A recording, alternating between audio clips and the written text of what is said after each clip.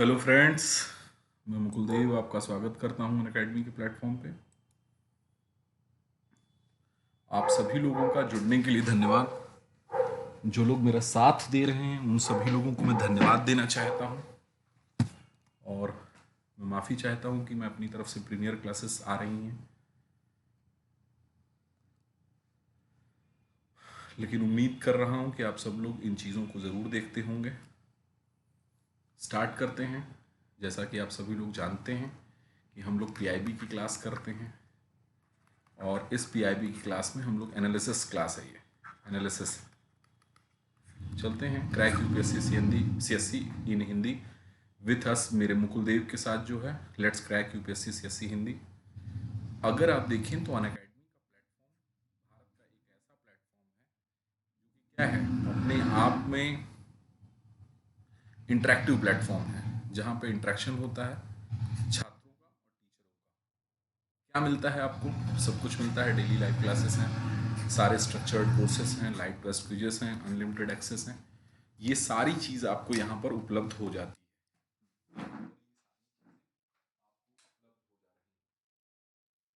Daily live classes मिलेगा, structured courses मिलेगा, unlimited access मिलेगा, लाइव टेस्ट क्विजेस मिलेंगे। सो ये सारी चीज़ें आपको यहाँ पर अवेलेबल होती हैं। चलते हैं, आगे बढ़ते हैं। अनअकैडमी का लर्निंग ऐप जो है, हम सभी लोग डाउनलोड, मैं उम्मीद करता हूँ कि अनअकैडमी का लर्निंग ऐप आप सभी लोग डाउनलोड करेंगे। और हम लोग जो क्लास कर रहे हैं उस क्लास के संदर्भ में मैं आपसे बात करना चाहता हूँ कि ये क्लास बेहद जो है वो इम्पॉर्टेंट है।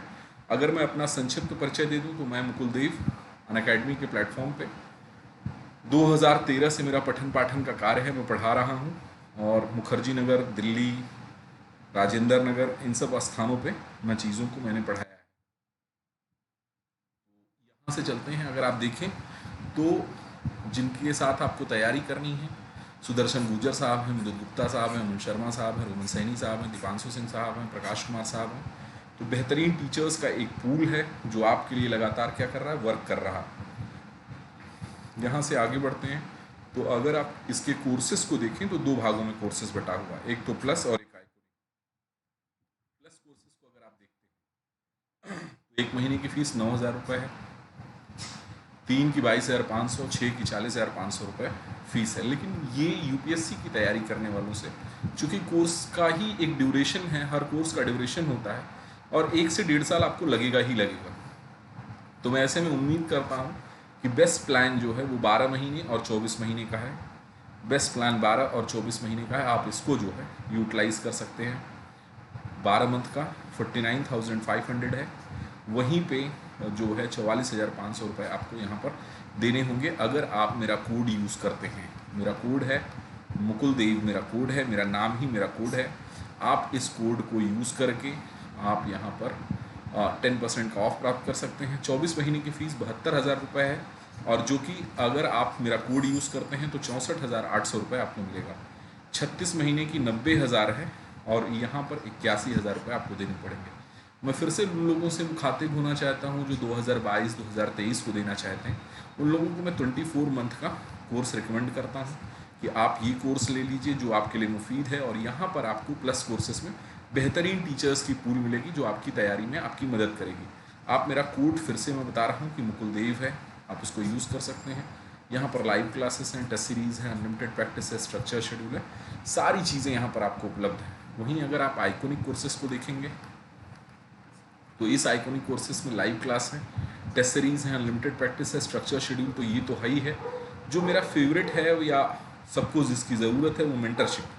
आपको मेंटरशिप या पर्सनल कोचेस यहाँ पे मिल जाएंगे। Daily mains question answer practice मिलेगा आपको, स्टडी प्लानर आपको अच्छा मिलेगा, पर्सनलाइज फीडबैक मिलेगा कि आप कितना विकास कर रहे हैं, डेवलप कर रहे हैं, किस रेशियो में जा रहे हैं, ये सारी चीज़ें आपको मिलेंगी। आप यहाँ पर फिर से मेरा कोड यूज़ कर सकते हैं। जिन लोगों को लेना है एडमिशन वो मुकुल देव कोड यूज़ करके मुझे इन्फॉर्म भी कर सकते हैं। 12 महीने का 69,500 है, 62,550 रुपये आपको यहाँ पर देने होंगे। 24 महीने की फ़ीस जो है वो 1,07,000 रुपये है, 96,300 रुपये आपको यहाँ पर देने होंगे।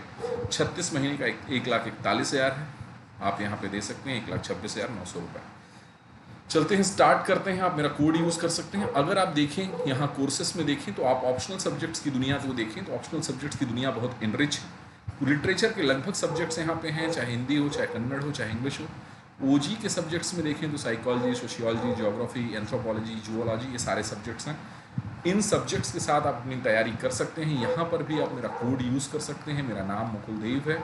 इस कोड को यूज़ करके आप जो है 1 महीने का 5,000, 6 महीने का 22,500, 12 मंथ का 27,500, 24 महीने का 40,000 और 36 महीने का 50,000 आप यहाँ पर कर सकते हैं। तो ये यूपीएससी, यहाँ पर भी आपको ये चीज़ें मिलेंगी। अगर आप ऑप्शनल तैयारी को थोड़ा सा ध्यान से देखें या ऑफलाइन कोर्सेज से भी अगर इनको कंपेयर करें तो कम से कम ऑफलाइन में 45,000 रुपये 6 महीने की फ़ीस है, जो कि आपको यहाँ पर काफ़ी चीप और बेस्ट भी मिलेगा। तो ऑप्शनल कोर्सेज में आप जा सकते हैं। अनअकैडमी पे बेहतरीन टीचर्स का पूल है, उस पर आप जाकर आप क्लिक कर सकते हैं, मेरा कोड यूज़ कर सकते हैं।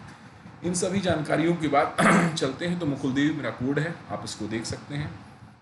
अब आज की जो प्रमुख खबरें हैं उनको हम लोग थोड़ा सा लेने का प्रयास करते हैं।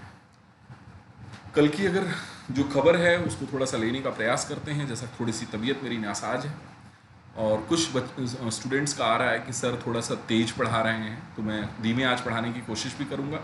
और चूँकि स्वास्थ्य नहीं ठीक है तो थोड़ा सा धीमे ही पढ़ाऊँगा।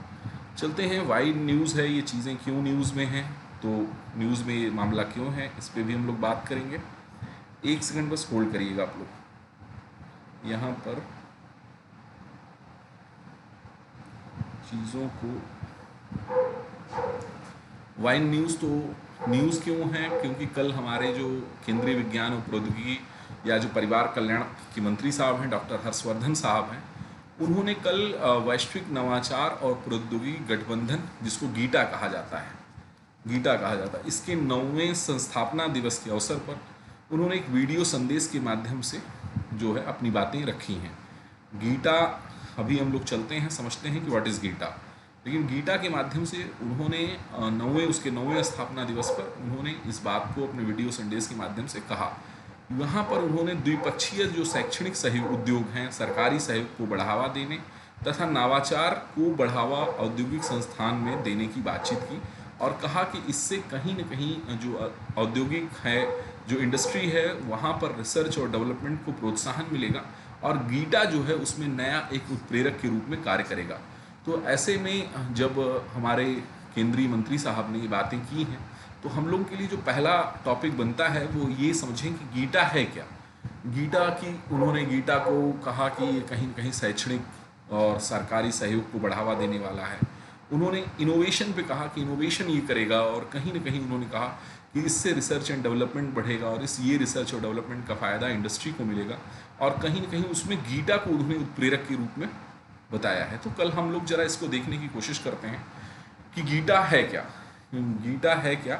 तो गीटा को देखने की अगर हम लोग कोशिश करते हैं कि गीटा अपने आप में है क्या, तो थोड़ा सा मैं गीटा के बारे में आपको बता देना चाहता हूँ कि गीटा कहीं न कहीं इसका फुल फॉर्म अगर मैं बोलूँ तो इसको ग्लोबल, देखिए अंग्रेजी में ही करिएगा, इसको हिंदी में करने की ज़रूरत नहीं है। आप ग्लोबल ऐसे लिख सकते हैं, तो global innovation and technology alliance कर सकते हैं इसको, इसका फुल फॉर्म है। अब ये है क्या, मेरी बात को अगर समझने की कोशिश करेंगे तो ये अपने आप में एक मंच है, एक तरह का मंच है। जो मंच क्या प्रोवाइड कर रहा है, मेरी बात बहुत ध्यान से सुनिएगा। पब्लिक प्राइवेट पार्टनरशिप है इस मंच पे, पब्लिक प्राइवेट पार्टनरशिप है, मैं अभी इस पे बात करूँगा। और कैसा है, नॉट फॉर प्रॉफिट है, कोई प्रॉफिट की इसमें बातचीत नहीं की गई है। और पब्लिक प्राइवेट पार्टनरशिप के अंतर्गत इस मंच पर यह प्रौद्योगिकी बनाई जाती है, ऐसा रिसर्च एंड डेवलपमेंट या ऐसा इनोवेशन किया जाता है जो क्या करे, जो कहीं ना कहीं रिसर्च एंड डेवलपमेंट इस तरह से बढ़े जिसकी वजह से इंडस्ट्रीज़ को क्या हो, इस इंडस्ट्रीज़ को फ़ायदा हो। तो गीटा अपने आप में अगर देखा जाए तो गीटा भारत में कुछ साल पहले इसको लॉन्च किया था और गीटा अपने आप में एक ऐसा मंच है, एक ऐसा सक्षम मंच है जो तकनीकी और आर्थिक गठबंधनों के लिए होता है। मेरी बात बहुत ध्यान से सुनिएगा, तकनीक और आर्थिक गठबंधनों के लिए मंच है। भारत ने कुछ साल पहले लॉन्च किया और भारत ने इसको लॉन्च जब किया है तो इस गीटा में उसने दुनिया भर की उन देशों को भी शामिल किया जो उस क्षेत्र में काम करना चाहते हैं। मतलब अगर किसी क्षेत्र में, जैसे मान लीजिए कोई एक इनोवेशन किया जा रहा है और उस इनोवेशन में अन्य लोग भी वहाँ पर शामिल हो सकते हैं, अन्य देश के लोग भी, जैसे कनाडा है, फिनलैंड है, इटली है, स्वीडन है, स्पेन है, यूके सहित भागीदार देशों के साथ भी इस गीटा में करार किया जा रहा है। मेरी बात को थोड़ा सा यहाँ पे समझने की कोशिश करिएगा कि अगर मैं आपको गीटा के बारे में बताऊं तो यह अपने आप में एक टेक्नोलॉजी है या प्रौद्योगिकी कह सकते हैं आप लोग, प्रौद्योगिकी है जो जॉइंटली बनाई गई है, और इस जॉइंटली प्रौद्योगिकी में कौन कौन शामिल हो रहा है तो ज़रा देखिएगा। चूंकि मैंने आपको बताया था कि प्राइवेट पब्लिक पार्टनरशिप मोड पे है, ये पार्टनरशिप मोड पे है, तो प्राइवेट भी लोग शामिल करेंगे और पब्लिक के लोग भी। तो इसमें कहीं ना कहीं टेक्नोलॉजी डेवलपमेंट बोर्ड है, टेक्नोलॉजी डेवलपमेंट बोर्ड इसमें शामिल होता है। डिपार्टमेंट ऑफ, अगर देखा जाए कि department of science and technology भी इसमें शामिल होता है, साइंस एंड टेक्नोलॉजी भी शामिल होता है। और कहीं ना कहीं CII जो है, कॉन्फेडरेशन ऑफ इंडियन इंडस्ट्री भी इसमें शामिल होती है, कॉन्फेडरेशन ऑफ इंडियन इंडस्ट्री भी इसमें शामिल होती है। तो ये है कुल मिला के तो पब्लिक प्राइवेट पार्टनरशिप है इसमें। और ये जो वैश्विक साझेदारी है जो की जा रही है, इस वैश्विक साझेदारी का जो महत्व है, मेरी बात समझने की कोशिश करिएगा। जो ये ग्लोबल पार्टनरशिप जो आपने अभी देखा कि कनाडा के साथ, यूके के साथ, इन देशों के साथ किया जा रहा है, तो ये जो ग्लोबल पार्टनरशिप गीटा के अंतर्गत की जाती है, तो इसमें वैश्विक साझेदारी जो ग्लोबल पार्टनरशिप आप कर रहे हैं, पार्टनरशिप या मैं लिख सकता हूँ साझेदारी, इसमें क्या होगा, इसमें रिसर्च होगा और डेवलपमेंट होगा, रिसर्च और डेवलपमेंट पे बात की जाएगी। अब ये रिसर्च कैसे होगा, मेरी बात समझिएगा। जैसे किसी मुद्दे पे आप क्या करेंगे, जितने भी प्रौद्योगिकी का मानचित्र तैयार करेंगे, ब्लूप्रिंट तैयार करेंगे प्रौद्योगिकी का या टेक्नोलॉजीज का, उस क्षेत्र में लगने वाली जो टेक्नोलॉजीज हैं उनका ब्लूप्रिंट आप तैयार कर रहे हैं या मानचित्र कर रहे हैं, मैपिंग कर रहे हैं। इसलिए कर रहे हैं ताकि वो चीज़ें आप जो लोगों ने कर रखा है उसका आपको फ़ायदा मिल सके। दूसरा, दुनिया भर में जो उपलब्ध तकनीक है, उस क्षेत्र में जो दुनिया भर में उपलब्ध तकनीक है, दुनिया भर में उपलब्ध तकनीक का मूल्यांकन करने के लिए जो टेक्निक है उसका मूल्यांकन करने की बातचीत की गई। मूल्यांकन करिए, इवैल्यूएशन करने की बात की गई है। किसी मामले में मान लीजिए जैसे सोलर एनर्जी पे कोई टेक्निक है अगर, या कार्बन को कम करने की कोई टेक्निक है अगर, तो उस पर जब आप सहयोग लेंगे तो उसमें उपलब्ध कितनी तकनीक है दुनिया में, इस बात को गीटा के अंतर्गत देखा जाता है। तीसरा जो देखा जाता है वो कहीं न कहीं तकनीकी और रणनीतिक सहयोग भी देखा जाता है। टेक्नोलॉजी के आधार पे एवं स्ट्रेटजी के आधार पे कौन देश कौन कितना साथ दे रहे हैं, तो तकनीक और कहीं नहीं टेक्नोलॉजी और स्ट्रेटजी का आधार पे सहयोग की बात की जा सकती है भारतीय अर्थव्यवस्था को लेकर, इंडियन इकोनॉमी को लेकर। तो ये भी इसमें देखा जाता है। पूंजी की व्यवस्था करना की भी बात की गई है, पूंजी की व्यवस्था, और उसमें जो पूंजी की व्यवस्था है वो प्रौद्योगिकी विकास भी करना है, टेक्नोलॉजी का क्या करना है, डेवलपमेंट करना है। जो टेक्नोलॉजी है उसको डेवलपमेंट करने के लिए, और जहाँ पे टेक्नोलॉजी है उसका अधिग्रहण करने पे भी इसका यहाँ पर बातचीत की गई है। मैं आपको दिखाता हूँ। इनोवेटिव मैकेनिज्म है गवर्नमेंट ऑफ इंडिया में और इंडियन इंडस्ट्री में कौन कौन से हैं, तो कहीं ना कहीं government of India, confederation of Indian industry है, और जो गवर्नमेंट ऑफ इंडिया का डिपार्टमेंट है उसमें जो है टेक्नोलॉजी डेवलपमेंट बोर्ड की बात की गई है, department of science and technology की बात की गई है। एक इनोवेटिव मैकेनिज्म है, एक नए तरह का तंत्र है जिसमें क्या होगा कि ये दोनों पक्ष भागीदार होंगे, तो इसीलिए इसको क्या कहा गया, प्राइवेट प्लस पब्लिक पार्टनरशिप कहा गया है। यहाँ पर कहा गया है पब्लिक प्राइवेट पार्टनरशिप है। और कैसा सेक्शन है, नॉन फॉर प्रॉफिट सेक्शन है, मतलब ऐसा नहीं कि प्रॉफिट कमाना इसका वो है। क्या करना है, मैपिंग टेक्नोलॉजी गैप्स करना है, कहीं ना कहीं मानचित्र प्रौद्योगिकी स्थापना करनी है कि ताकि अंतराल जो हो उसको कम किया जा सके। इवेलुएट करिए किसको, टेक्नोलॉजी ऑफर्स को, कि कितने टेक्नोलॉजी उस पे हैं अक्रॉस द ग्लोब, पूरे ग्लोब पे या पूरे देशों में उसकी उस पे कितनी टेक्नोलॉजीज का इवेल्युएशन करना है। अगर कर लिया तो कनेक्ट करिए उनको ताकि चीज़ें आसान हो जाएं। और funding last phase of technology development that connects the market, उसको कहीं ना कहीं आप जो है फंडिंग कर रहे हैं ताकि वो चीज़ें मार्केट से जुड़ सकें।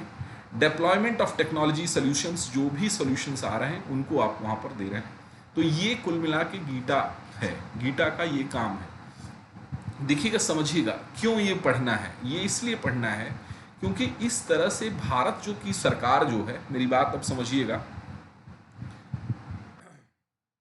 ऑब्जेक्टिव क्या है। अगर उद्देश्य को देखें तो चूंकि भारत सरकार को अपनी स्वदेशी तकनीक को विकसित करने में गीटा एक महत्वपूर्ण भूमिका निभाएगा। जब हम रिसर्च कर लेंगे दुनिया की तकनीक के बारे में, हमारे पास रिसर्च आ जाएगा और उसमें क्या पॉजिटिव था और क्या निगेटिव था, तो हम क्या है, हम किसी मुद्दे पे पहुंच सकते हैं कि हमको कैसे डेवलप इसको करना चाहिए। एक सेकंड होल्ड करिएगा आप लोग।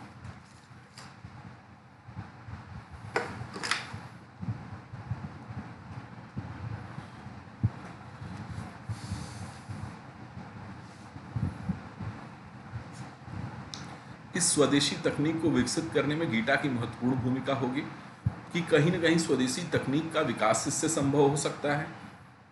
ये अगर गीटा जो है, चूंकि वहाँ पे गीटा कैसा है, कैटलिस्ट है। कैटलिस्ट की बात की गई है। कैटलिस्ट का मतलब होता है उत्प्रेरक है। किसके लिए उत्प्रेरक है? इंडस्ट्री के लिए उत्प्रेरक है। और भारत को इंडस्ट्री इनोवेशन की ज़रूरत है। इंडस्ट्री तो है भारत में, इनोवेशन की ज़रूरत है कि कैसे चीज़ें और अच्छी हो सकें। तो ये कहा गया कि ये विज्ञान और प्रौद्योगिकी के क्षेत्र में अंतर्राष्ट्रीय सहयोग और निवेश को क्या करेगा, जो अंतर्राष्ट्रीय सहयोग है और उसके निवेश को क्या करेगा, ये बढ़ावा देगा। तो ये बात की जा चुकी, हम लोग पढ़ चुके हैं कि विज्ञान और प्रौद्योगिकी के क्षेत्र में अंतर्राष्ट्रीय सहयोग और निवेश को बढ़ावा देने पे ये है। ये कहीं ना कहीं भारत में नए वाणिज्यिक उत्पादों को विकास, जो वाणिज्यिक उत्पाद हैं उनको विकसित करने में, आत्मनिर्भर बनने में भी मदद करेगा। सेल्फ रिलायंट कमर्शियल प्रोडक्ट्स आप बना सकते हैं, इंडिया उसमें कर सकता है और ये देश में अनुसंधान और नवाचार को बढ़ावा देगा। भारत सरकार इसके माध्यम से ये बड़ा कदम उठाना चाहती है। तो कुल मिलाकर भारत सरकार, इसीलिए कल जो है हर्षवर्धन साहब ने अपने 9वें जो है उसमें इस पे बात की। विज्ञान और प्रौद्योगिकी जो मंत्री साहब थे, हर्षवर्धन साहब ने अपने 9वें स्थापना दिवस के अवसर पर वीडियो संदेश के माध्यम से गीटा के ऊपर बात की और उन्होंने इसे उत्प्रेरक बताया। 9th फाउंडेशन डे ऑफ गीटा में इसे कैटलिस्ट बताया और कहा कि ये रिसर्च एंड डेवलपमेंट को बहुत बढ़ाएगी और भारत में ये काम ये करेगी। तो ये मैंने आप लोगों के लिए गीटा डिस्कस कर दिया। गीटा की जो बात कल प्रेस इन्फॉर्मेशन ब्यूरो पे थी उसको मैंने डिस्कस किया। दूसरी जो बात है वो अगर दूसरा देखें तो ऑर्गेनिक बासमती राइस पे कल बातचीत की गई। अब अगर ऑर्गेनिक बासमती राइस पे हम लोग चलते हैं तो इस पे थोड़ा सा हम लोग इस मुद्दे को समझने की कोशिश करते हैं। कल क्या हुआ कि कल ऑर्गेनिक बासमती चावल की हिस्सेदारी बढ़ाने के लिए, कि कहीं ना कहीं इसकी चावल की हिस्सेदारी बढ़े, तो बासमती का जो एक्सपोर्ट डेवलपमेंट फाउंडेशन है उसके सारे हितधारकों ने क्या किया, वर्कशॉप किया, बातचीत की वहाँ पर। और इसमें जो है कहीं ना कहीं जो है कैसे हम एक्सपोर्ट डेवलपमेंट फाउंडेशन ने किया कि कैसे हम इसको और भी चीज़ों को एक्सपोर्ट करें, बासमती, ऑर्गेनिक बासमती चावल का। क्योंकि इस वक्त दुनिया में जो है वो डिमांड बहुत है दोनों चीज़ों की। दुनिया में जो है डिमांड ऑर्गेनिक फूड की बहुत ज़्यादा हो रही है और उस ऑर्गेनिक फूड में चूँकि चावल एक बहुत बड़ा हिस्सा है फूडिंग हैबिट्स का, राइस एक बहुत बड़ा हिस्सा है। तो ऐसे में अगर ऑर्गेनिक राइस हो और उस ऑर्गेनिक राइस में भी जो चावल की सबसे बेहतरीन किस्म होती है जिसको हम लोग बासमती कहते हैं, उस बासमती का अगर हम उसको भेज सकते हैं या उसका एक्सपोर्ट, तो ये अपने आप में भारत के लिए बड़ा है।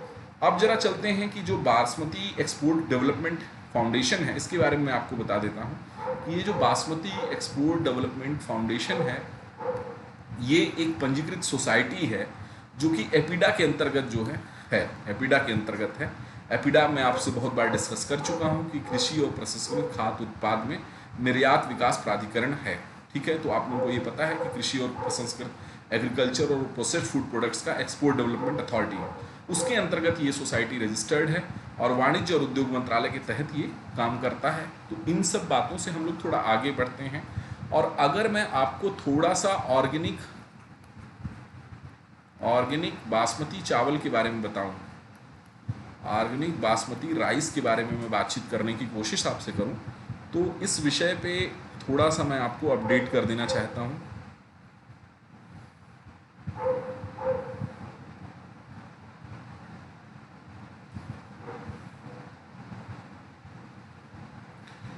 इस विषय पे मैं आपको अपडेट करना चाहता हूं कि जो बासमती है वो चावल दुनिया भर में अगर बासमती को देखा जाए तो उसकी जितनी वेराइटीज़ हैं उसमें सबसे बेस्ट वेराइटीज़ में इसका नाम आता है, बेस्ट वेराइटीज़ है। लेकिन हाल के दिनों में क्या हुआ कि चावल की खेती में बहुत सारा जो है हम यूरिया का प्रयोग करते हैं, और इस यूरिया के कारण जो उसमें क्या हुआ कि उस फसल में या उस राइस में कहीं न कहीं मात्रा से ज़्यादा चीज़ों का पाया जाने लगा, और कहीं न कहीं आर्सेनिक जो है वो ज़्यादा पाया जाने लगा। तो ऐसे में जो है भारत सरकार या भारत की उस पंजीकृत समाज ने जो बासमती चावल बोने की प्रथा उगाई, उस बासमती चावल में जो राइस की बेहतरीन किस्म है उसमें उसने ऐसे चावल की बुआई की जो कि क्या है, जो ऑर्गेनिक खादों से बनी हो, ऑर्गेनिक मैन्योर से बना हो, और जिसमें आर्सेनिक की जो मात्रा है वो बेहद न्यूनतम के बराबर हो। आर्सेनिक जो है बासमती चावल में निम्नतम स्तर पर पाया जाए, क्योंकि आर्सेनिक जो है वो कहीं ना कहीं आपके हेल्थ के लिए क्या है, वो गड़बड़ है, आपके हेल्थ के लिए अच्छी बात नहीं है। तो यहाँ पर जो ऑर्गेनिक बासमती राइस है, इस पे हमने आपको बताया कि ऑर्गेनिक बासमती राइस एक best varieties of an rice है। और चूंकि पहले चावल की खेती में देखा जाएगा तो चावल और जो हरित क्रांति में जो गेहूं और चावल ही जो सबसे ज़्यादा बड़ी फसल थी, इसको चूंकि कैसे इन लोगों ने प्राप्त किया, इसका उत्पादन क्षमता जो बढ़ाई वो किसके आधार पर बढ़ाई, तो कहीं न कहीं यूरिया बेस्ड आधार पर बढ़ाई, मतलब फर्टिलाइज़र बेस्ड आधार पर बढ़ाई। तो अब जो है चूंकि दुनिया ऑर्गेनिक फूडिंग की हैबिट्स की तरफ बढ़ रही है, तो ऐसे में ऑर्गेनिक बासमती राइस का जो है वो किया जा रहा है, और इस ऑर्गेनिक बासमती राइस में आर्सेनिक की मात्रा जो है वो कम की जा रही है। इसके अलावा अगर देखा जाए तो जो ऑर्गेनिक एग्रीकल्चर है उसमें कहीं न कहीं जैविक खेती में जैव उर्वरक और अन्य कृषि पद्धतियों का भी उपयोग को शामिल किया जा गया है, जो न केवल फसल को ही स्वस्थ बनाते हैं। ऐसा नहीं कि ऑर्गेनिक एग्रीकल्चर खाली क्रॉप्स को स्वस्थ बनाएंगे, नहीं, बल्कि क्रॉप के साथ साथ जहां ये हेल्दी क्रॉप भी होगा, वहीं जो सॉइल है वो भी क्या होगी, हेल्दी होगी। इस पे मैंने बहुत बातें की हैं, तो आप लोग जानते ही हैं कि हेल्दी क्रॉप भी होगा और सॉइल भी हेल्दी होगी। तो कहीं ना कहीं जो प्रोडक्शन है, आपका प्रोडक्शन है वो कैसा होगा, वो हेल्दी होगा, वो अच्छा होगा, वो कम नहीं होगा। इस प्रकार जो जैविक बासमती चावल का सेवन न केवल आपको रासायनिक जोखिमों से बचाता है, अगर आप ऑर्गेनिक जो चावल खाते हैं तो ये कहीं न कहीं ऑर्गेनिक जो बासमती चावल है वो आपको केमिकल जो आप अपनी बॉडी में ले आ रहे हैं उससे भी बचाएगा, बल्कि स्टेबिलिटी भी देता है, बल्कि कहीं न कहीं आपके स्वास्थ्य जोखिमों को भी कम करता है और आपको स्थिरता प्रदान करता है। तो ये है ऑर्गेनिक बासमती के राइस के में मैंने आपको ऑर्गेनिक बासमती राइस के बारे में आपको सारी जानकारियाँ दे दी। अगर आप मोर फैक्ट्स देखते हैं ऑर्गेनिक बासमती राइस में, तो भारत जो है वो निर्यात के क्षेत्र में बासमती चावल सबसे बड़ा कृषि उत्पाद के रूप में इधर के दिनों में उभरा हुआ है, क्योंकि बासमती राइस की डिमांड जो है वो बहुत ज़्यादा है। और अगर आप इसको देखेंगे तो पिछले 10 वर्षों में बासमती चावल का जो निर्यात है वो दोगुने से अधिक हुआ है, और इसका जो प्रमुख बाजार है वो सऊदी अरब है, सऊदी अरब हो गया, यूएई हो गया, ईरान हो गया, मिडिल ईस्ट के देश हैं, और यूरोपीय संघ और यूएसए है। बासमती चावल को आपकी उसके लिए कि जोग्राफिकल इंडिकेशन जो है वो मिला हुआ है, और हाल के दिनों में ये चीज़ें क्या हैं, बढ़ी हुई हैं। इसका मतलब कहीं ना कहीं जो है यहाँ पर इसका बासमती चावल का जो है वो जो निर्यात है, जो लोगों तक पहुंचने की क्षमता है वो बढ़ी हुई है, और ख़ासकर उस बासमती में ऑर्गेनिक बासमती जो है उसकी डिमांड बहुत ज़्यादा बढ़ी हुई है, उसकी डिमांड जो है वो बहुत ज़्यादा बढ़ी हुई है। तो ये हो गया कुल मिला के बासमती पे, जो कल वहाँ पे पीआईबी पे खबर थी। एक खबर और थी, क्योंकि प्रधानमंत्री ने एक बार फिर जो है अखिल भारतीय पीठासीन अधिकारी जो इंडियन प्रेसाइडिंग ऑफिसर्स के कॉन्फ्रेंस में उन्होंने कल फिर से एक बार जो है वो वन नेशन वन इलेक्शन पे उन्होंने बात की कि जो राष्ट्र है एक, राष्ट्र एक है, और इसमें जो है कहीं ना कहीं इस वन नेशन में इलेक्शन की जो, चूंकि भारत एक ऐसा देश है, ये भारत एक ऐसा देश है जो किसी न किसी दौर में लगातार इलेक्शन के ही मूड में रहता है, वो हमेशा इलेक्शन के मूड में रहेगा। इलेक्शन के मूड का मतलब होता है कि पूरे देश में इतना बड़ा, चूंकि क्षेत्रफल एरिया बड़ा है, ठीक है, और इसको कहा जाता है, इंडिया को लैंड्स ऑफ लैंड कहा गया है, स्थलों का स्थल कहा गया है। इतने स्थल हैं और इतने विविधीकृत स्थल हैं, पर्वत हैं, पठार हैं, मैदान हैं, तमाम तरह की जातियां हैं, संरचनाएं हैं, वर्ग हैं। तो जो लैंड्स ऑफ लैंड है उसमें इन्होंने कहा कि कहीं न कहीं इस पूरे, चूंकि पूरा देश हमेशा इलेक्शन के मूड में ही रहता है, तो उस इलेक्शन के मोड से वो बाहर आए, और उसके लिए उन्होंने वन नेशन वन इलेक्शन की ज़रूरत पर उन्होंने बल दिया। अब आइए ज़रा देखते हैं एक देश एक चुनाव है क्या। एक देश एक चुनाव का यहाँ मतलब है कि पूरे देश में अगर इंडिया को देखें तो एक साथ क्या होना चाहिए, लोकसभा का चुनाव एक साथ होना चाहिए। जब आप जाएं वोट देने तो जो आपको मिले, जिस पे आप बटन दबाते हैं 1 2 3, इसमें जहां बटन दबाते हैं वहां आप लोकसभा के लिए भी बटन दबाएं, आपने जो है विधानसभा के लिए भी बटन दबा रखा, और आपने पंचायत चुनावों के लिए भी यहाँ पर क्या किया, पंचायत या ऑब्लिक शहरी निकायों के लिए आपने 5 साल के लिए क्या की, चूंकि तीनों के लिए 5 साल आपको करना है, तो आपने तीनों को 5 साल के लिए क्या करना है, आपको चुनना है। तो आपने एक साथ वो तीनों बटने, तीनों वहाँ पड़ा होगा, उस पर लिखा होगा ये लोकसभा का है, ये विधानसभा का है, और ये जो है वो पंचायत चुनावों का है, या फिर जो है वो वो स्थानीय निकायों का है। अब आप एक बार गए और आपने क्या किया, यहाँ पर बटन दबा दिया और अपना निर्णय सुना दिया, और इस तरह से क्या होगा कि कहीं ना कहीं देश में एक बार सारे चुनाव संपन्न हो जाएंगे, और फिर जो बाकी समय होगा वो कार्य करने का समय होगा। ऐसा प्रधानमंत्री महोदय का कहना है। एक देश एक चुनाव का मतलब ये है कि लोकसभा, स्टेट लेजिस्लेचर, पंचायत और अर्बन लोकल बॉडीज में एक साथ चुनाव की बात की गई। अब जरा इससे क्या क्या प्रॉब्लम्स आती हैं, बार बार चुनाव जो होते हैं उनसे उत्पन्न जो चुनौतियां हैं वो क्या क्या हैं। सबसे बड़ी चुनौती अगर एक एक करके हम लोग देखें तो भारी व्यय है। भारी व्यय है, जैसे पैसा बहुत खर्चा होता है, पैसा बहुत खर्चा होता है, भारी व्यय होता है, एक्सपेंसेस बहुत बढ़ते हैं। एक्सपेंसेस की खाली अगर हम बात करें तो एक्सपेंसेस जरा किस पे बढ़ता है, तो पब्लिक मीटिंग के प्रोसेस पे एक्सपेंसेस बढ़ते हैं कि भाई पब्लिक मीटिंग्स अगर हेल्ड किए जा रहे हैं तो एक्सपेंसेस बढ़ेगा, और खाली एक्सपेंसेस नहीं, पब्लिक का टाइम भी किल होता है। फिर अगर एक्सपेंसेस देखा जाए तो जो कैंपेन मटेरियल्स हैं, आप हुआ क्या कि अगर लोकसभा और विधानसभा और पंचायत का चुनाव एक साथ हुआ तो लोकसभा और विधानसभा एक ही पर्चा जो है वो छपा, चाहे वो बीजेपी का हो चाहे वो कांग्रेस का हो, और उस क्षेत्र में जो बट रहा है वहाँ पे पूरी जानकारी उसके बारे में, कांग्रेस पार्टी के बारे में बताई जा रही है, बीजेपी के बारे में बताई जा रही है। और वहाँ पर क्या हुआ कि जो कैंपेन का मटेरियल, जो कैंपेनिंग का खर्च बहुत होता है, पार्टीज़ का होता है और जो लीडर्स लड़ते हैं उनका होता है, वो भी वहाँ पे बचेगा। कैंपेन्स तो यहाँ पे क्या है, एक्सपेंसेस बहुत है, देखिए ज़रा, एक्सपेंसेस ऑन कैंपेन है। एक्सपेंसेस जो कैंपेन है उसमें जो इलेक्ट्रॉनिक और प्रिंट मीडिया पे कैंपेनिंग की जाती है वो बहुत ज़्यादा है, और कहीं न कहीं जो व्हीकल्स यूज़ किए जाते हैं, जो लोग आते जाते हैं, पेट्रोल डीजल, उस पर बहुत खर्चा है, बैनर और गेट्स पे बहुत खर्चा है। एक्सपेंसेस जो विजिट लीडर्स आते हैं, जैसे अभी बिहार में चुनाव हुआ तो तेजस्वी जी हेलीकॉप्टर से जा रहे थे और चुनाव को संबोधित कर रहे थे। सेम उसी तरह से और भी लोग नेता जा रहे थे, तेजस्वी जी ही नहीं, खाली बाकी सारे नेता भी। तो अब क्या हुआ, ये एक्सपेंसेस बढ़ा कि नहीं बढ़ा?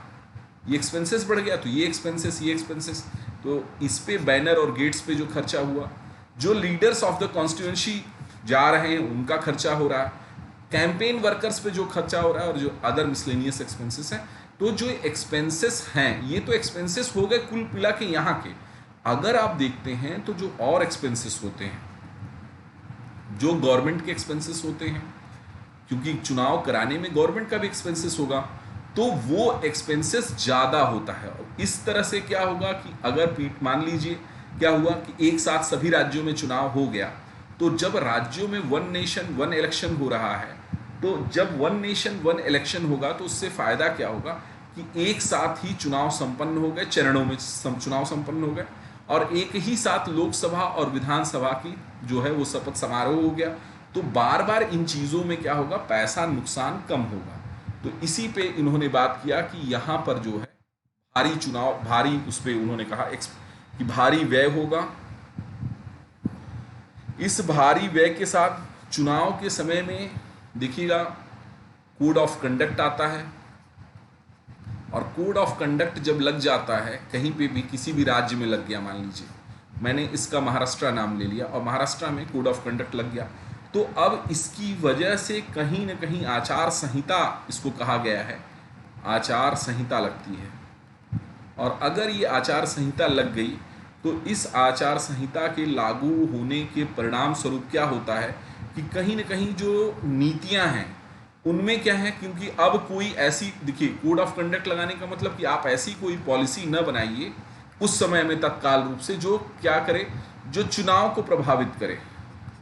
मतलब आप कोई ऐसा मतलब ऐसा ना हो कि चुनावी जुमला आप करने के लिए आपने कहा कि हम 1 लाख करोड़ देंगे या हमने ये कर देंगे, हम वो कर देंगे, तो आप उस समय न करें। इसके लिए पॉलिसी बनाई गई कोड ऑफ कंडक्ट कि आचार संहिता में कोई नया कार्य का उद्घाटन या नया कार्य नहीं किया जाएगा। अब इससे दिक्कत क्या होती है, उत्पन्न बाधाओं में चूंकि हम पढ़ रहे हैं, तो दिक्कत क्या है कि इससे जो आचार संहिता के होने के कारण कहीं ना कहीं जो है वह नीतियों में रुकावट आ जाती है। जो नीतियां हैं उनमें क्या होगी, उनमें रुकावट आ जाएगी, उनमें प्रॉब्लम आ जाएगी। तो नीतियों में रुकावट की समस्या देखने को यहां पर आसानी से मिलती है कि नीतियों में रुकावट है। जो तमाम पॉलिसीज हैं वो पॉलिसीज आचार संहिता की वजह से रुक जाती हैं, और ये देखा जाता है कि आचार संहिता बीत जाए तब पॉलिसीज पे काम हो। तो ये एक बड़ी समस्या है। चुनाव के दौरान जो तैनात किए जाने वाले जो ऑफिसर्स हैं, और इन ऑफिसर्स में सब तरह के ले लीजिए, जूनियर ले लीजिए, सीनियर ले लीजिए, ग्रेड ए ले लीजिए, ग्रेड बी ले लीजिए, सी ले लीजिए, इस तरह से जितने भी ऑफिसर्स हैं, इन सारे ऑफिसर्स का क्या होता है, खर्च होता है, सरकार का इस पे खर्च होता है। तो ये खर्च क्या होगा, ये खर्च भी कम होगा। कहीं ना कहीं जो जनबल पर अतिरिक्त खर्च होता है, ये अतिरिक्त भार जो है वो कम होगा। ठीक है। राजनीतिक दलों पर देखा जाए, अगर पॉलिटिकल पार्टीज पे देखा जाए, तो राजनीतिक जो पार्टीज हैं, पॉलिटिकल पार्टीज, उनको भी फायदा होगा। क्योंकि उनको क्या फायदा होगा, क्योंकि कहीं ना कहीं जो चुनाव है, अगर चुनाव को देखें तो चुनाव दिन ब दिन क्या हो रहा है, महंगा होता जा रहा है, महंगा होता जा रहा है, कॉस्टली होता जा रहा है। तो इस तरह से उनका भी होगा कि उनको भी खर्च क्या होगा, कम करना पड़ेगा। अगर पॉलिटिकल पार्टीज चुनाव में कम खर्चा करेंगी, मेरी बात समझिएगा, तो कहीं ना कहीं उनका अगर खर्च कम होगा तो वो कमाने वाले मोड पे नहीं आएंगे, और इससे क्या होगा, कहीं ना कहीं भ्रष्टाचार को बचाने में, भ्रष्टाचार जो है वह क्या होगा, रुकेगा। तो ये है कुल मिलाकर इस पे जो है भ्रष्टाचार यहाँ पर रुकेगा, भ्रष्टाचार में ये चीज़ें आएंगी, भ्रष्टाचार पे कैसे वहाँ पर ये किया जा रहा है। अब अगर हम थोड़ा सा इसको और चीज़ों को देखते हैं, तो एक साथ चुनाव कराए जाने से लाभ क्या है, फायदा क्या है, तो कहीं ना कहीं जो फायदे पे अगर हम लोग देखें तो बड़ा फायदा है। एक फायदा तो है कि प्रशासन और जो की अनुरूपता आएगी। कहीं ना कहीं जो सबसे बड़ा फायदा, पहले हम लोग व्यय पे ही देख लेते हैं। धन का क्या होगा, धन का जो अपव्यय किया जाता था, या धन को जो फर्जी से तरीके से खर्चा किया जाता था, वह एक्सपेंडिचर जो हमारा बढ़ा था, वो एक्सपेंडिचर हमारा क्या होगा, घटेगा। जैसे एक नेताजी हैं, वह लोकसभा भी लड़ते थे और हार गए तो विधानसभा लड़ने लगे, तो अब कम से कम लोकसभा ही उनको लड़ना होगा, विधानसभा नहीं, विधानसभा लड़ना होगा, लोकसभा नहीं। तो इनका खर्च कम होगा, और खर्च कम होगा तो क्या होगा, कहीं ना कहीं खर्च बढ़ गया है, इसीलिए भ्रष्टाचार भी बढ़ गया। तो धन का व्यय जो है वह रुकेगा, और उससे दोनों को किफ़ायत होगी, प्रशासन को भी किफ़ायत होगी, एडमिनिस्ट्रेशन को भी किफ़ायत होगी, और दूसरा जो है वो कहीं ना कहीं प्रशासन को भी होगा और पॉलिटिकल पार्टीज़ का भी होगा। तो ये बात एक बड़ी बात है। तो ये चीज़ें की गई। प्रशासन एवं अनुरूपता, एडमिनिस्ट्रेशन और कन्फर्मिटी कहा गया। तो जो सत्तारूढ़ दल है, एक प्रॉब्लम जो हमेशा आती थी कि जो कहीं ना कहीं, एक सेकंड होल्ड करिएगा, जो सत्तारूढ़ दल है, जो सत्ता संभाला हुआ है, जैसे मोदी जी को अगर आप देखेंगे, या मैं एग्जांपल लेता हूं, जो सत्तारूढ़ दल है, मोदी जी हमेशा जो है वो इलेक्शन कैंपेनिंग मोड में दिखते हैं, इलेक्शन कैंपेनिंग मोड में दिखते हैं। किसी भी चीज़ को वो तुरंत देश में इस तरह से लागू करते हैं या इस तरह से बताते हैं कि जैसे इलेक्शन होने वाला है। ऐसा कहा जाता है कि अगर वन नेशन होगा और वन इलेक्शन होगा, एक बार होगा, तो जो सत्तारूढ़ दल है, जो अभी वर्तमान में सत्ता पे काम कर रही है या जिसके पास सत्ता है, वो इलेक्शन मोड से निकलकर देश या राज्य के लिए गंभीर विषयों पर काम करना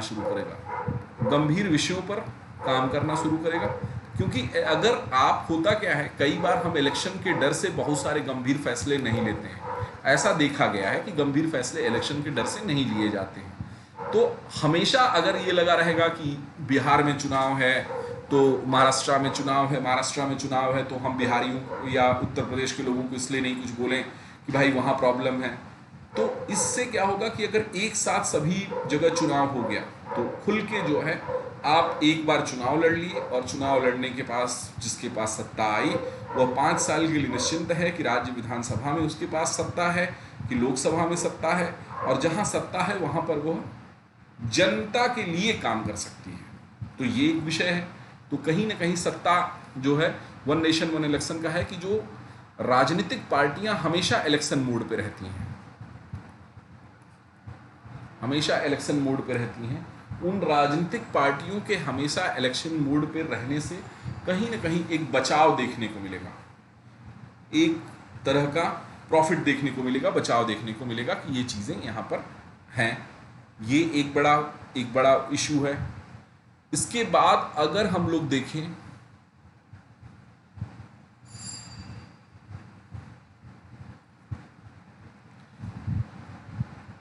नीतियां और कार्यक्रमों में निरंतरता आएगी, चूंकि कोड ऑफ कंडक्ट्स जो है वो लागू किया जाता है, और कोड ऑफ कंडक्ट के लागू होने के कारण बहुत सारी प्रॉब्लम आती है। कोड ऑफ कंडक्ट होगा तो राज्य में 1 महीना 1.5 महीने के आसपास, 1 महीना पहले चुनाव के पहले लग जाता है, 10 दिन चुनाव के बाद तक लगा रहता है, तो 30-40 दिन का कार्यकाल जो है वो कोई नया कार्य नहीं हो सकता है।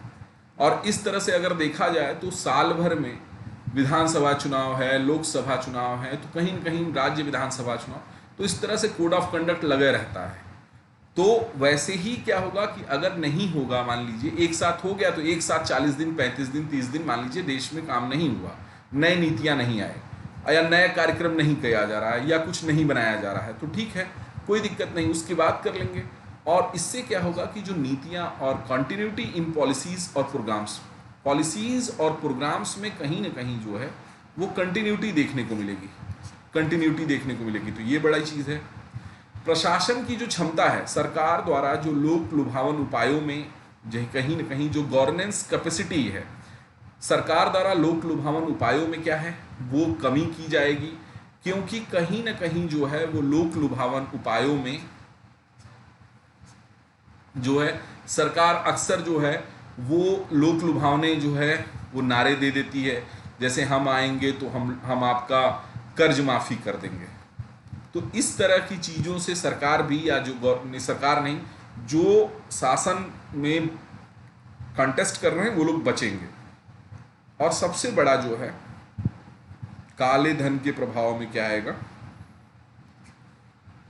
कमी आ जाएगी। जो काला धन है, जो ब्लैक मनी है, उसमें बहुत सारा क्या है, ब्लैक मनी जो मार्केट में आता था वो ब्लैक मनी रुकेगा और कहीं ना कहीं मतदाताओं को इससे लाभ होगा। सबसे बड़ा जो लाभ है, चूंकि एज ए मतदाता आपका भी जो समय है वो सर्वाधिक जो है यूज किया जाता था, आपके समय को भी यूज किया जाता था। चुनाव आ रहा है, पंचायत का चुनाव आ रहा है, सारे लोग अपने गांव में आके पंचायत का चुनाव देते हैं क्योंकि उनको प्रधान बनाना होता है। तो इससे क्या होगा, यहाँ टाइम भी जाएगा उनका और टाइम के साथ साथ मनी भी जाता है। अब क्या होगा, विधानसभा में भी उनके परिचित लड़ रहे हैं तो उसमें भी आना होगा, लोकसभा में लड़ रहे हैं तो भी। अब क्या होगा कि कहीं ना कहीं एक साथ है तो एक बार में लोग आए अपना टाइम मनी खर्चा करके और आकर उन्होंने वोट दे के चले गए। तो ये है कहानी कि एक बार में ही लौट रहे हैं, एक बार में ही आ रहे हैं और आकर अपना सारा काम करा के चले गए। तो ये टाइम और मनी का यहाँ पे क्या होगी, यहाँ पे सेविंग होगी। और ये टाइम और मनी की सेविंग जो है वो कम से कम लोगों की ज़्यादा होगी, इसलिए बहुत इंपॉर्टेंट है। इसीलिए वन नेशन वन इलेक्शन की बातचीत की जा रही है। लेकिन क्या ये इतना आसान है जितनी की जा रही है? नहीं। एक साथ चुनाव कराए जाने पर संविधान और कानून में तमाम परिवर्तन देखने को मिलेंगे। तमाम तरह के परिवर्तन जो है वो एक सेकंड, बस आप लोग होल्ड करिएगा, एक सेकंड चीज़ों में बस थोड़ा सा होल्ड कर लीजिएगा।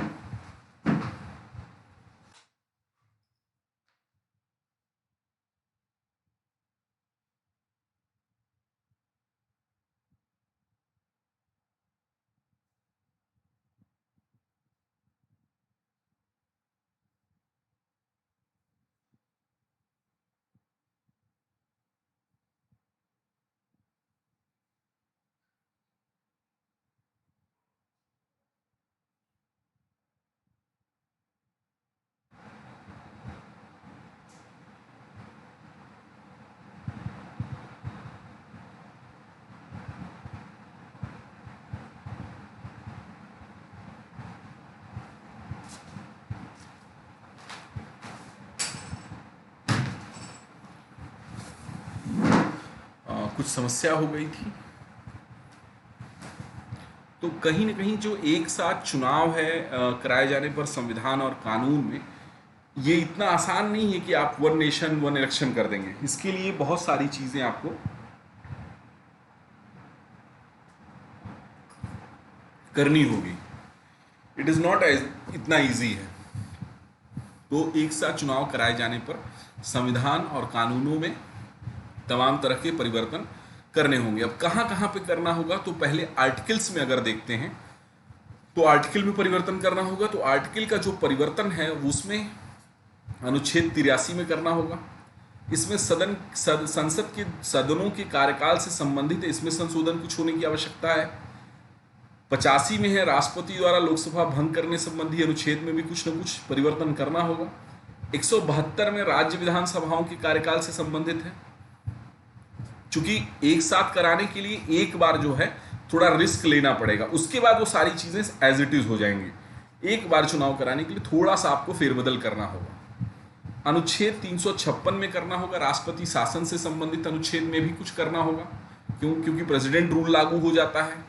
वहीं पर अगर देखा जाए तो और भी जगह पे परिवर्तन करना होगा, जैसे संसद और विधानसभाओं का जो कहीं ना कहीं जनप्रतिनिधित्व अधिनियम है उसमें भी करना होगा। जो रिप्रेजेंटेशन ऑफ पीपल एक्ट है 1951, उसमें संशोधन किए जाने की आवश्यकता पड़ेगी। इसमें कहीं न कहीं एक साथ चुनाव कराने संबंधी प्रक्रियाओं को सुविधाजनक बनाने हेतु भारत के निर्वाचन आयोग की जो शक्तियां हैं उनका भी पुनर्गठन करने की आवश्यकता जो है वो पड़ेगी। यहाँ पर ये चीज़ें होगा। जो जनप्रतिनिधित्व अधिनियम में 1951 की धारा 2 में एक साथ चुनाव की परिभाषा भी यहाँ पर जोड़ने की ज़रूरत पड़ेगी कि कहीं न कहीं एक साथ चुनाव कराने का। तो ये कुल मिलाकर जो है ये हो गया कि हमको यहाँ पे हम लोगों ने क्या क्या सीखा इसमें। तो अगर हमने देखा कि वन नेशन वन इलेक्शन, अगर जो है वन नेशन इलेक्शन की बात भारत के प्रधानमंत्री साहब कह रहे हैं, तो इसमें इसका फ़ायदा क्या है। हम लोगों ने देखा कि इससे होता क्या था, एक साथ चुनाव नहीं होते थे तो भारत में प्रॉब्लम्स क्या होती थी, और एक साथ चुनाव अगर होगा तो उसके फ़ायदे कितने हैं। अगर प्रॉब्लम जो है वो कम है और फ़ायदे ज़्यादा हैं, तो नो डाउटली फ़ायदे वाली चीज़ों को अपनाने की ज़रूरत है कि हमने फ़ायदे वाली चीज़ों को अपना लिया कि फ़ायदा ज़्यादा है और प्रॉब्लम जो है वो कम है। लेकिन अगर क्या हुआ कि इस फ़ायदे के लिए आपको क्या क्या करना पड़ेगा, तो उन कार्यों पे हम लोगों ने ध्यान दिया कि हमको क्या क्या आवश्यकता पड़ेगी, उस आवश्यकता पर भी हम लोगों ने फोकस किया, तो ये हम लोगों ने कर लिया।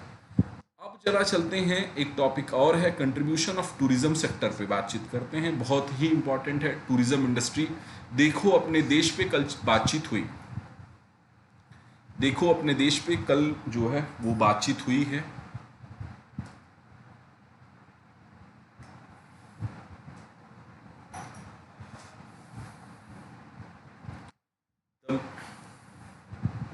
पर्यटन जो मंत्रालय है आपका, उसने देखो अपना देश के वेबिनार श्रृंखला में, जिसका शीर्षक है कि 12 महीने की साहसिक यात्रा एडवेंचरस टूरिज्म पर यह केंद्रित है। साहसिक यात्रा पे जिसमें भारत को वर्ष भर के लिए गंतव्य बनाने की क्षमता है। तो कल उस पे इन्होंने कल कहीं ना कहीं इस पे एक वेबिनार हुआ और इस वेबिनार पे उन्होंने बातचीत की। तो ये है टूरिज्म पे बातचीत है। हम लोग थोड़ा सा इस टूरिज्म पे बातचीत के करने के क्रम में पहले थोड़ा सा देखें कि देखो अपना देश क्या है। तो 2020 में पर्यटन मंत्रालय ने जो है इसको कैंपेन को लॉन्च किया था, देखो अपना देश जानो। और इस देखो अपने देश में कहीं ना कहीं जो भारत की समृद्ध संस्कृति है, जो विरासत है, उस पे क्या है उसको जानने और समझने का मौका जो है वो हमारी जो पीढ़ी है, जैसे अगर पिता को तो पता था, बेटे और जो है उसके पोते को, तो यहाँ तक की चीज़ें, मतलब क्या है, पीढ़ियों तक इन बातों को पहुँचाना, तो पीढ़ियों तक अपने समृद्ध इतिहास को क्या है रखना, ये इसका पर्यटन मंत्रालय का यहाँ पे उद्देश्य था कि भारत की जो सांस्कृतिक विरासत है या भारत की जो समृद्धता है या भारत की जो विविधता है और उस लाख विविधताओं के बावजूद जो एकता है, उस पे क्या है कहीं ना कहीं उस कनेक्टिविटी को क्या करना, उस कनेक्टिविटी को उन लोगों तक पहुंचाना, उन पीढ़ियों तक पहुंचाना जो नई हो, ये यहाँ पे काम किया गया। वेबिनार है जो देश में पर्यटन स्थलों के बारे में बड़ी गहराई से जानकारी क्या करता है, देता है। यह भारत की संस्कृति और विरासत का विवरण प्रदान करता है ताकि हमारी पीढ़ियों को हमारे समृद्ध भारत के बारे में, क्यों सोने की चिड़िया कहा जाता था, ये सारी चीज़ें आपको यहाँ पर देखने को मिलेंगी। अगर हम देखें कि इस पर्यटन में थोड़ा सा हम लोग चीज़ों को देखने की कोशिश करें, तो जो वर्ल्ड भारत में जो वर्तमान में पर्यटन की वर्तमान अगर स्थिति को देखें, तो world travel and tourism council 2018 की रिपोर्ट जो है उसमें भारत का विश्व में तीसरा स्थान भारत को कहीं ना कहीं दिया गया है। और इसमें 185 देशों में पिछले 7 वर्ष से जो प्रदर्शन पर अवलोकन किया गया, तो इस रिपोर्ट में जो मनाया गया कि क्या क्या इस रिपोर्ट का आधार है, तो सकल घरेलू उत्पाद में कुल योगदान उस देश का कितना है या कितना वो ये कर रहा है, टूरिज्म इंडस्ट्री कर कितनी रही है, अंतर्राष्ट्रीय पर्यटन खर्च कितना करता है, घरेलू पर्यटन खर्च वो कम करता है, पूंजी निवेश कितना कर रहा है, और भारत जैसा कि जानते हैं कि बहुत सारा कर रहा है।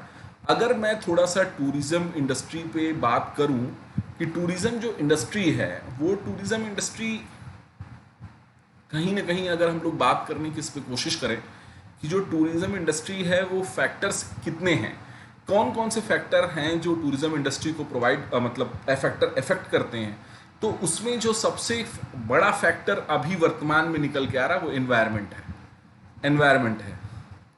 अगर आगरा का जो ताजमहल है तो बहुत बड़ा टूरिज्म हब है, ये बहुत बड़ा टूरिज्म हब है।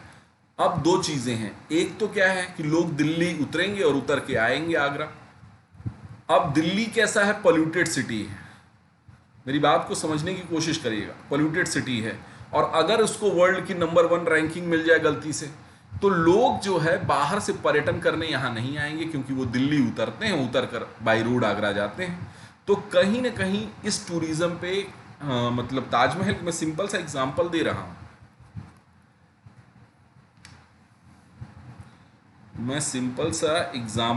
हूँ, एग्जाम्पल आपको दे रहा हूं, उदाहरण दे रहे हैं।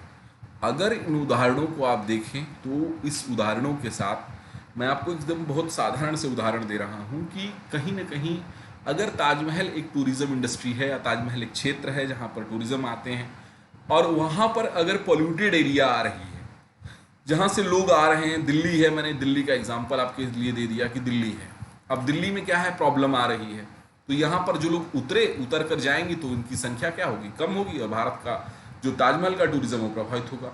या फिर बहुत दिक्कत यहाँ पे पूरे एनवायरनमेंट में ही है, तो इस एनवायरनमेंट में दिक्कत हो रही है, अगर इस एनवायरनमेंट में दिक्कत हो रही है, क्लास ले रहा हूँ तो इस एनवायरनमेंट में दिक्कत हो रही है तो भी प्रॉब्लम्स हैं, प्रॉब्लम्स बहुत ज़्यादा हैं।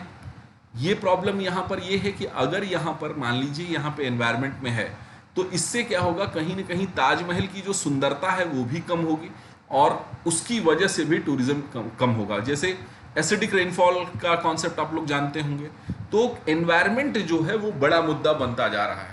लोग वहीं जाना चाहते हैं जहाँ का वहीं पर्यटन करना चाहते हैं जहाँ पे क्या हो, जहाँ स्वस्थ वातावरण हो। तो इसलिए पहला ये हो गया, इसको आप लोगों ने ध्यान रखा। दूसरा फैक्टर इफेक्टिंग टूरिज्म में इकोनॉमी, अगर पता चला देश कैसा है, गरीब देश है, तो वहां पर बहुत ज्यादा चूंकि इंफ्रास्ट्रक्चर डेवलपमेंट नहीं होगा, इंफ्रास्ट्रक्चर डेवलपमेंट नहीं होगा तो लोग वहां पर क्या करेंगे, मूव नहीं करेंगे, लोग वहां पर पर्यटन के लिए नहीं जाएंगे। या बहुत समृद्ध क्षेत्र ना हो, आपको कहीं दंतेवाड़ा जाना हो और दंतेवाड़ा जाना हो, या फिर मैं ऐसे किसी रिमोट एरियाज का नाम लूं जहां पर क्या हो, जहां पर रोड ना हो, रेल ना हो, तो आप वहां जाएंगे क्या, नहीं। तो टूरिज्म को जो दूसरा लेवल है प्रभावित करने वाला, जो बड़े लेवल पे प्रभावित करता है, वो रोड है, रेल है, ये चीजें प्रभावित करती हैं। तो रोड हो गया, रेल हो गया, और भी चीजें हैं, तो यहाँ पर ये करा इंफ्रास्ट्रक्चर का। तीसरा, अगर हम देखें कि हम वहाँ पर जाना पसंद करते हैं जिसका कहीं न कहीं ऐतिहासिक और सांस्कृतिक जो है वो इम्पोर्टेंस हो। हम ऐतिहासिक और सांस्कृतिक स्थलों पर, जैसे लाल किला चूंकि आपके लिए ऐतिहासिक है, आपके लिए सांस्कृतिक क्षेत्र है, आप इन जगहों पर हिस्टोरिकल कल्चरल का इम्पोर्टेंस है, और ये अपने आप में जो है वो कहीं ना कहीं टूरिज्म का बड़ा एक कारण बनता है। जैसे लाल किला ले लिया, जैसे जो है मैंने आगरा का किला ले लिया, तो इस तरह से तमाम चीज़ें हैं, आप वहाँ जाते हैं। तकनीक के कारण भी टूरिज्म बढ़ता है, टेक्नोलॉजी के कारण, जैसे हैंगिंग ब्रिज बना दिया गया, या आपने शीशे का ब्रिज पूरा बना रखा है, ग्लास ब्रिज बना रखा है, तो उसको देखने के लिए लोग जो है वो क्या करते हैं, मूव आउट करते हैं। जैसे जब हम लोग छोटे थे तो एसएल वर्ल्ड आया था, एसएल वर्ल्ड आया था, तो हम लोग खूब उसको देखने जाते थे, इसलिए जाते थे कि वो बड़ी नई चीज़ थी हमारे लिए, तो वो एक तरह से वो टूरिज्म को बढ़ा रहा था। तो ये चीज़ें हैं। बहुत बड़ा वाटर पार्क है, इतना बड़ा है कि पूछिए मत, तो लोग उसको देखने जाते हैं। तो तकनीक ने भी क्या किया, तकनीक ने भी कहीं ना कहीं इस व्यवस्था में पुरजोर समर्थन किया, या मतलब पुरजोर रूप से बदला, और व्यवस्थाओं के कारण भी जो है वो क्या होती है, कहीं ना कहीं टूरिज्म बढ़ता है। रिसर्च इंपॉर्टेंस के कारण भी टूरिज्म बढ़ता है। फैक्टर अफेक्टिंग टूरिज्म में रिलीजियस इंपॉर्टेंस, भारत में जो है वो सबसे ज़्यादा रिलीजियस इंपॉर्टेंस है। कहाँ, वैष्णो देवी के दरबार में जाएंगे, माता वैष्णो देवी के, और वैष्णो माता के दरबार में जाएंगे तो वहाँ पे थोड़ा सा जाके और फिर और भी थोड़ा घूम लेंगे। तो हम लोग इस तरह के टूरिज्म में विश्वास करते हैं। हम लोगों का जो सबसे बड़ा जत्था है वो केदारनाथ, बद्रीनाथ, यमुनोत्री, गंगोत्री जाता है। अगर दक्षिण में हम लोग जाने की कोशिश करें तो तिरुपति बालाजी में हम लोग जाने की कोशिश करते हैं, तिरुपति बालाजी में। तो इस तरह से बहुत सारी चीज़ों में हम लोग जाकर वहाँ कर क्या करते हैं, दर्शन करते हैं। तिरुपति बालाजी करेंगे, यहाँ करेंगे, मतलब रिलीजियस टूरिज्म भारत में। और फैक्टर अफेक्टिंग टूरिज्म में कि अगर रिलीजियस कोई है, जैसे जेरूसलम है, बहुत टूरिज्म आती है। पूरा जो सऊदी अरब है वो मक्का और मदीना, चूंकि पूरे वर्ल्ड के जो मुस्लिम हैं वो हज यात्रा पर वहाँ पर जाते हैं और खुदा की इबादत वहाँ करते हैं। तो ये क्या है, एक अपने आप में रिलीजियस टूरिज्म है। और इस फैक्टर जो है, जहाँ पे ये रिलीजियस इवेंट्स होंगे, चाहे वो सऊदी अरब का हो, चाहे वो यरूशलेम का हो, चाहे वो अयोध्या का हो। अयोध्या को क्यों इतना बड़ा डेवलपमेंट देने की बातचीत चल रही है, इसीलिए क्योंकि रिलीजियस टूरिज्म है, दुनिया भर के हिंदुओं के लिए वो बड़ा गंतव्य होगा। और चूंकि दुनिया भर के हिंदू वहाँ आएंगे तो ऐसे में रिलीजियस इंपॉर्टेंस की बातचीत वहाँ पर की जा रही है। कि रिलीजियस इंपॉर्टेंस की बातचीत की जा रही है। तो ये हो गया। एक जो यहाँ पॉइंट छूट रहा है, एक जो पॉइंट छूट रहा है वो फैक्टर अफेक्टिंग टूरिज्म में वो कहीं ना कहीं स्टेबिलिटी ऑफ कंट्री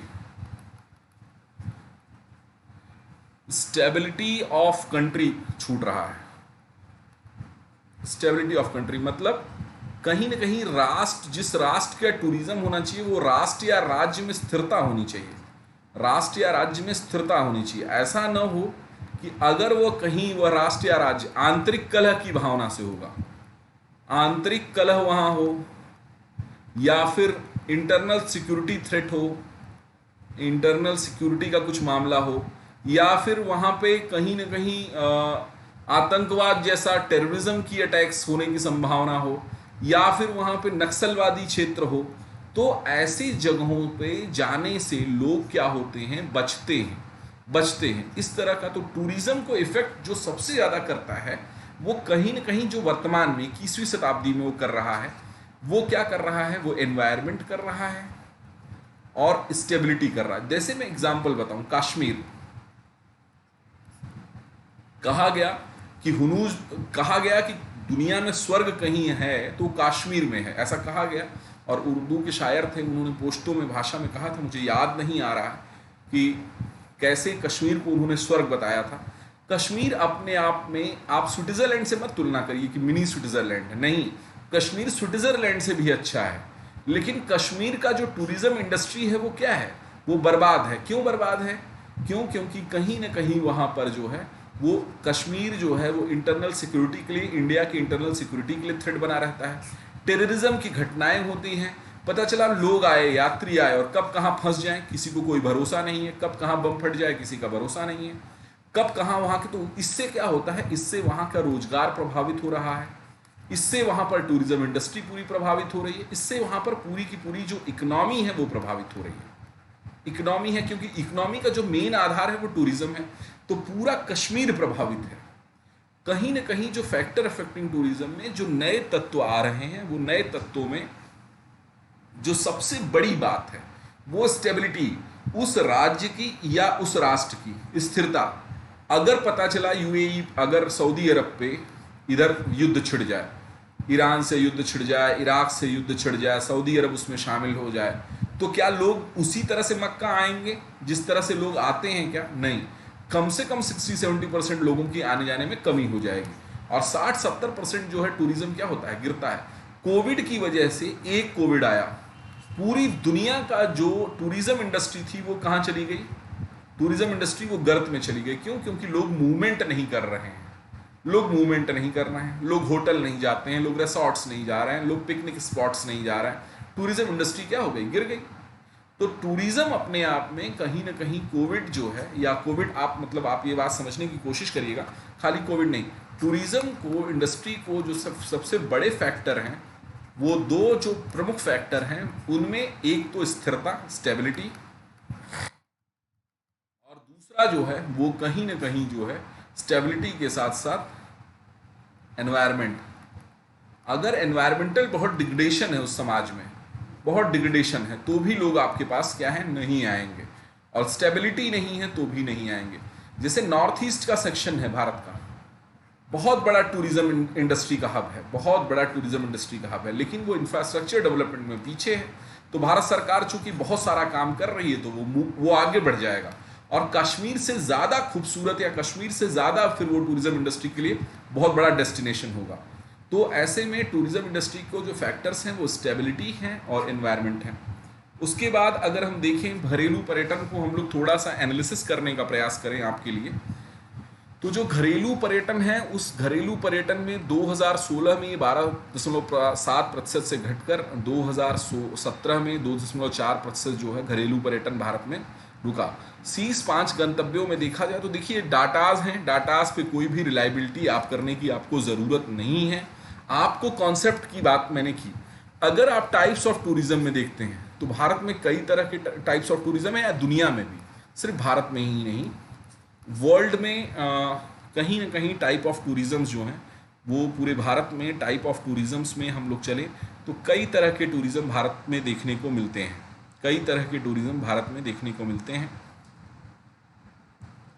कई तरह के टूरिज़्म भारत में देखने को मिलते हैं। जैसे एडवेंचर टूरिज़्म है जो अभी कल जिस पे बात की गई, कल्चरल टूरिज़्म है, टूरिज़्म का एक तरीके का है, पिलग्रिमेज टूरिज़्म है उसको लेके है, एक वाइल्ड लाइफ टूरिज़्म है। जैसे भारत, चूंकि भारत ऐसा क्षेत्र है जो सस्ता, डॉक्टर्स चीप एंड बेस्ट हैं, डॉक्टर्स चीप एंड बेस्ट हैं, हॉस्पिटल्स चीप एंड बेस्ट हैं। आपके लिए भले लगता हो आपके लिए महंगा है, लेकिन विदेशियों के लिए महंगा नहीं लगता, उनको लगता है नहीं नहीं बहुत अच्छा है। तो भारत में मेडिकल टूरिज्म का बहुत स्वरूप है, वाइल्ड लाइफ टूरिज्म का भारत में बहुत ज़्यादा क्रेज़ है, वाइल्ड लाइफ टूरिज्म का। तो cultural tourism, pilgrimage tourism, wild life tourism, medical tourism, eco tourism, तो इस तरह के तमाम टूरिज़म्स जो हैं वो भारत में हैं। तो ये कुल मिलाकर जो है मैंने आपके लिए चर्चा कर दी कि कैसे कैसे ये चीज़ें हैं और कैसे कैसे यहाँ पर है। मतलब हम लोगों ने क्या पढ़ा, हम लोगों ने टूरिज्म को देखा, फैक्टर्स देखा, टाइप्स देखा, और थोड़ा सा हम लोग इसका और भी एक आध टॉपिक थोड़ा सा देख लेते हैं तो हम लोगों को आसानी से चीज़ें हो जाएंगी। भारत में क्यों ये महत्व है? सबसे बड़ा बात कि रोजगार देता है, रोजगार के अवसर सृजित करता है, इतने तरह के रोजगार देता है, मल्टीपल कहा गया है इसको, मल्टीपल प्लेटफॉर्म कहा गया है टूरिज्म इंडस्ट्री को। इतने तरह के रोजगार देता है जितना आप सोच भी नहीं सकते हैं। रोड का दे देगा, रेल का दे देगा, रुकने का दे देगा, कुछ लोग गाना गा रहे हैं उनको, मतलब हर तरह से आप जो है वहां से लाभान्वित होते हैं। तो रोजगार का अवसर सृजित करता है, अर्थव्यवस्था में क्या करता है, तेजी लाता है, इकोनॉमिक रूप से चीज़ों को बढ़ाता है। कहीं ना कहीं अगर आप इसको देखें तो ये लगाया जा सकता है अनुमान कि ये अपने आप में भारत में जो पर्यटन उद्योग है, चूंकि भारत में सबसे बड़ी समस्या है लोगों को रोजगार देने की, और इस रोजगार को देने में इस इंडस्ट्री ने क्या किया, ये लार्जर इंडस्ट्री है ग्लोबली और अपॉर्चुनिटीज क्रिएटिंग इंडस्ट्री है, और भारत को अपॉर्चुनिटी क्रिएटिंग इंडस्ट्रीज की ज़रूरत है, इसमें है। अगर आप देखें तो इस वक्त अर्थव्यवस्था में पर्यटन की हिस्सेदारी को लेकर तो मॉरिशस, सिंगापुर और दुबई जैसी जगह पर जीडीपी में योगदान के लिहाज से जो पर्यटन उद्योग है वो क्या है, दूसरे स्थान पर है। तो इसकी महत्ता को आप खुद समझ सकते हैं कि इन देशों में, मॉरिशस में, सिंगापुर में, दुबई में, ये सारे देश खाली पर्यटन की वजह से चल रहे हैं। तो भारत को भी इस डेस्टिनेशन का फ़ायदा उठाना चाहिए। और भारत अब जो है वो सस्टेनेबल टूरिज्म की तरफ बढ़ रहा है, सस्टेनेबल टूरिज्म की तरफ भारत बढ़ रहा है। उसका जो नया कॉन्सेप्ट है वो सस्टेनेबल टूरिज्म की तरफ है। इस सस्टेनेबल टूरिज्म में भारत सरकार ऐसा चाह रही है कि वो ऐसा काम करे जो एनवायरनमेंट फ्रेंडली हो, इकोनॉमिक रूप से वो वाइबल हो, एनवायरनमेंट फ्रेंडली हो, इकोनॉमिक वाइबिलिटी हो, कहीं ना कहीं जो है वो कल्चरल एप्रोप्रिएशन उसमें मतलब देखा जा सके, सोशली जो है वो कहीं ना कहीं जेंडर इक्विटी, ये सारी चीज़ें जो हैं भारत सरकार ऐसा सोच रही है कि आप अपने टूरिज्म इंडस्ट्री को एनवायरमेंटली फ्रेंडली बनाइए, इकोनॉमिकली वाइबल बनाइए, सोशली जस्टिस, ह्यूमन बनाने की जेंडर इक्विटी वहाँ होनी चाहिए, और कल्चर एप्रोप्रिएट रूप से वहाँ पर होना चाहिए। आज के लिए देखिए, मैं आप सभी लोगों को कुछ इन्फॉर्मेशंस दे देना चाहता हूँ। मैं आप सभी लोगों से उम्मीद करता हूँ या निवेदन करता हूँ कि देखिए, प्लस और आइकॉनिक जो 2 कोर्सेस हैं उनको लेना मतलब जो है वो आप ज़रूर से लीजिए, चूँकि आप सभी लोग बहुत सीरियस कैंडिडेट हैं। और वहाँ पर आपको ये जो कोर्सेस होगा वो कोर्सेस क्रमबद्धता के तरीके से मिलेगा, मतलब सारी चीज़ें नंबर 1, नंबर 2, नंबर 3, नंबर 4, इस तरह से आपको चीज़ें यहाँ पे अवेलेबल हो जाएंगी। और जब ये अवेलेबिलिटी होगी तो हर जगह कनेक्टिविटी बहुत अच्छी होगी।